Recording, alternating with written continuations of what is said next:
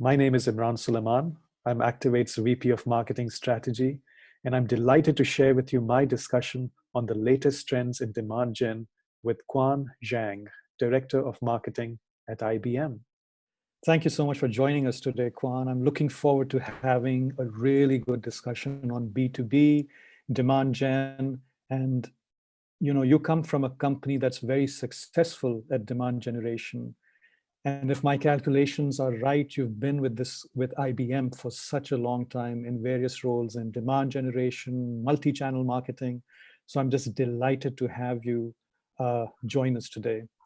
Incidentally, this morning I was looking at some B2B marketing jokes, and I'm going to share with you a really geeky joke, but it's Okay. going to lend itself well to a conversation. So it was a question and answer type joke. And the question was, how many marketers does it take to screw on a light bulb? And the answer was none, because they've automated it. And this was clearly in tribute to the advances marketing's made in terms of analytics, marketing automation, obviously, MarTech, personalization, social media, you name it. But at the end of the day, we're all searching and hunting for that high quality lead that's going to convert, that's going to make that conversation between your team, your ISRs, BDRs, that conversation be made productive so they can generate an opportunity. And I wanted to understand from your perspective as a demand marketer, do you think that is that still top of mind at your organization? Or are you seeing some kind of a shift where maybe there are other things that are important, like, other prospects being attentive?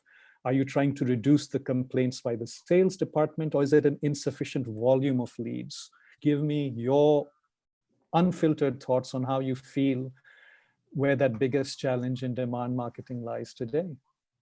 Yeah, sure. So thanks for the welcome. Really delighted to have this opportunity to have this conversation on this favorite topic of mine. And like you said, I've been in this area for 15 more, plus years. So it's been with me for a long time. So to answer your question, I want to back it off a little bit. I think from where I am with IBM, the expectation from business to marketing is really ultimately we need to be jointly held accountable to deliver the business outcome that is the win revenue.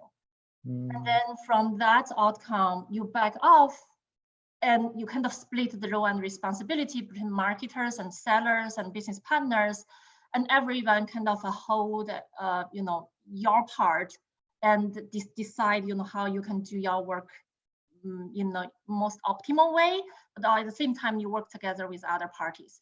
So yes, to your point, generate enough response, convert them to pipeline, and ultimately really turn them into win revenue. That's kind of how the demand engine look like. I don't think that has changed. If you retrieve back 15 years ago, it's always been like that. Sure. However, I think marketing is playing more and more active role in this funnel, and we're extending our role end to end. I think that's one of the biggest changes I've also seen is what you describe as that extension of marketing's role into the realm of sales. And isn't that an exciting opportunity for us? Don't you think? Like marketers, first we were somewhat siloed and we really didn't know what happened once we punted the lead over the wall to sales. But now here's an opportunity to integrate with them, hopefully seamlessly over time if we're not there yet, and identify the areas that need work. If we believe in voice of the customer, if sales is our customer as marketers, the more time we spend understanding what their goals are, what barriers they face in achieving that goal, we can try to fix that.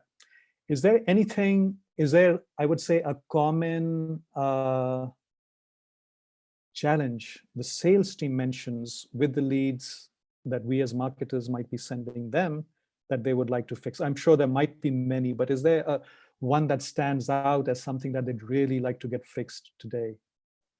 Yeah, as you can imagine, they will always want the quality leads at such a ready stage that they can immediately convert into the real transaction tomorrow.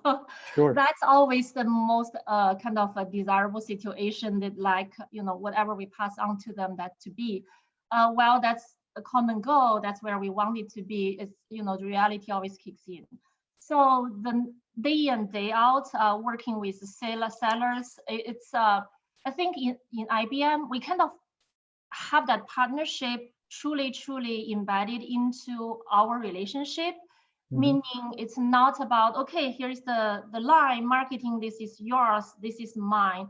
It's really kind of blurring and merging together. It's almost like, yes, probably the quality is a concern, we'd like that to improve, but naturally that become a joint responsibility. So when we all recognize that's the issue, then what we can do, right? What we can do to improve. Seller, when you're talking to customer, tell me what you hear, and that may help us in looking into how we can optimize our campaign, our nurture, and the way we do the scoring, so that when we pass that to you, it becomes kind of a better, higher quality that everyone is aiming for. So the role of communication becomes really important, right? If sales can communicate as authentically and as clearly their experience, if they posed a question to the prospect, what was the reaction or the objection that prevented conversion? If they can share that information with marketers, demand gen marketers clearly, then you know what that barrier is. You could come up with solutions to overcoming that. Do you feel sales is generally able to share those objections clearly? So that's a great question. You can't assume everyone is kind of naturally that way. Right. In this partnership, you always have to demand and ask, of course, in a very collaborative way. Right. So to your point, I think it's a great example of, in our kind of a communication or regular interlock, we all have to join the meeting, be super clear on what we are to deliver, but also super clear on what we are to ask the other party. One example being, we figure out, right, the content syndication conversation for the digital seller to engage with the prospects that downloaded the white paper or seen certain assets.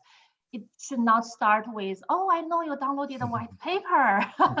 That's never going to work. It should be kind of a foot in the door opener, like trigger that consultative conversation. So I think that kind of specific answer came out of the brainstorming, talking about specific on that feedback, and then we figure out that together. You're touching on quality, which is another thing that we value a lot as marketers.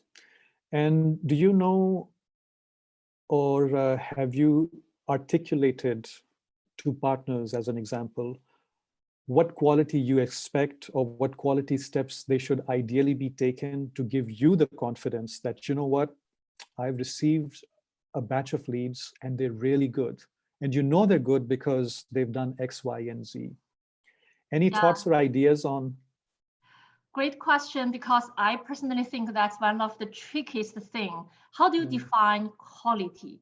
Right. Because one could say, okay, the opportunity or leads that convert, it means the quality is good. However, it's always the two sides of the equation. And one would argue the opportunity didn't get generated is because the skill set of the person that jumped to those calls are not, good enough. So, but, we have to somewhere find that common ground that we all agree, right?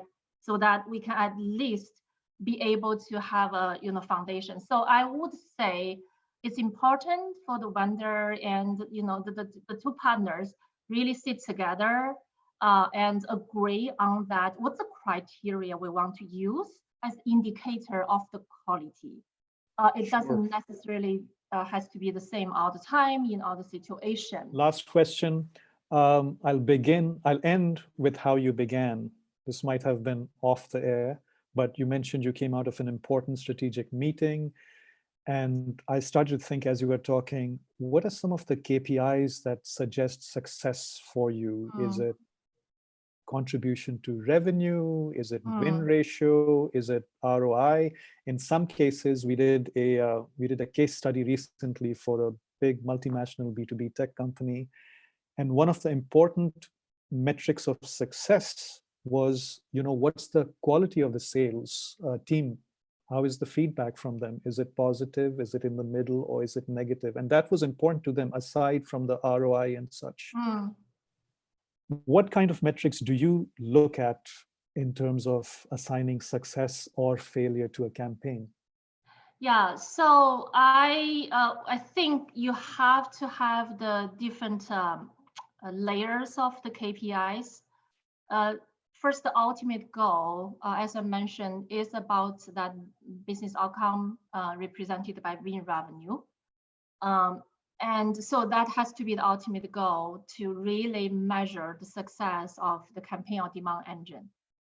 The others, I would say, are the indicators of how, in the process of getting to that win revenue, whether you're on track or not. So use your example, the quality of the sales feedback. That's a component in measuring the partnership between marketing and sales. And in turn, that will kind of become an implication of the effectiveness on conversion. I would say that could be an indicator, but that's kind of a process type of indicator to make sure you are doing your work throughout that process of delivering that result. So some other example of that process type of indicator include ROI. Yes, ROI needs to be kind of measured and looked at. And we talk about the volume and the quality of the workload and response and leads, the conversion rate, right? The quality of the feedback that you mentioned. I think those are just some example of the interim indicators that we use. We have very comprehensive dashboard.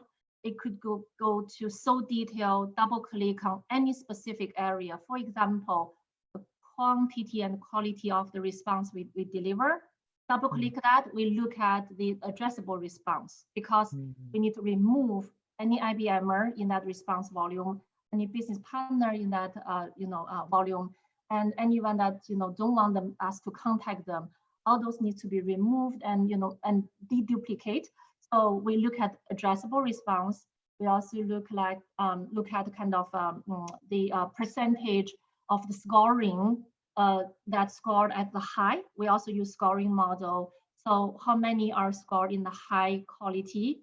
So there's if you kind of add all those together, it could be hundreds if I'm exaggerating, but really it's about where you want to kind of double down and look at. And different person in the organization will look at different set of the KPIs. Well, thank you so much. I really enjoyed this discussion with you, Kwan. It's been a pleasure. You've shared so much with us and so openly. I know I learned a lot, and I'm sure many of our B2B tech demand gen marketers are also going to enjoy this conversation. Well, Thank thank you you. so much. I really enjoyed the conversation as well. Thank you very much.